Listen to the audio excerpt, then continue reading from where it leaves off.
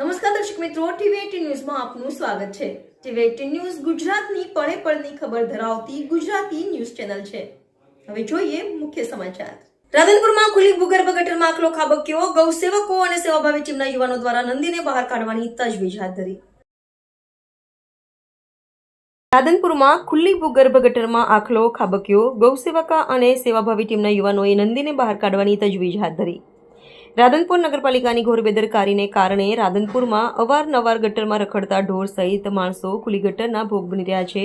ત્યારે રાધનપુર નગરપાલિકાની અનેક વિકાસની વાતો પોકળ સાબિત થઈ રહી છે। રાધનપુરમાં ભાજપનું શાસન આવ્યું છતાં રાધનપુરમાં ખુલ્લી ગટરો યથાવત છે અને શહેરમાં ખુલ્લી ગટરોમાં પશુઓ પડી રહ્યા છે। ત્યારે રાધનપુરમાં ખુલ્લી ગટરમાં વધુ એક અબોલ પ્રાણી પડી જતા શહેરમાં ચર્ચાનો વિષય બન્યો છે કે રાધનપુર નગરપાલિકા શું વિકાસ કરી રહી છે। વિકાસની વાતો કરતી ભાજપ સરકાર 2 મહિના સત્તામાં આવ્યા બાદ પણ શહેરમાં કોઈ ખુલ્લી ગટરની વ્યવસ્થા અંગે ઢાંકણા ઢાંકવાની કવાયત હાથ ધરાઈ નથી। રાધનપુરમાં ખુલ્લી ભૂગર્ભ ગટરો જોખમી બની રહી છે અને ખુલ્લી ગટરોને લઈને અનેકવાર વાહન અકસ્માતોની ઘટનાઓ પણ બને છે। ત્યારે રાધનપુર શહેરમાં શિશુ મંદિર જવાના રોડ નજીક ખુલ્લી ભૂગર્ભ ગટરમાં આખલો ખાબક્યો હતો। શિશુ મંદિર અભ્યાસ અર્થે જતા વિદ્યાર્થીઓ તથા રાત્રિ દરમિયાન વાહન ચાલકો રાહદારીઓ અવરજવર વધારે હોય ખુલ્લી ગટરોને લઈને સ્થાનિકોને ભારે હાલાકી ભોગવવાનો વારો આવ્યો છે।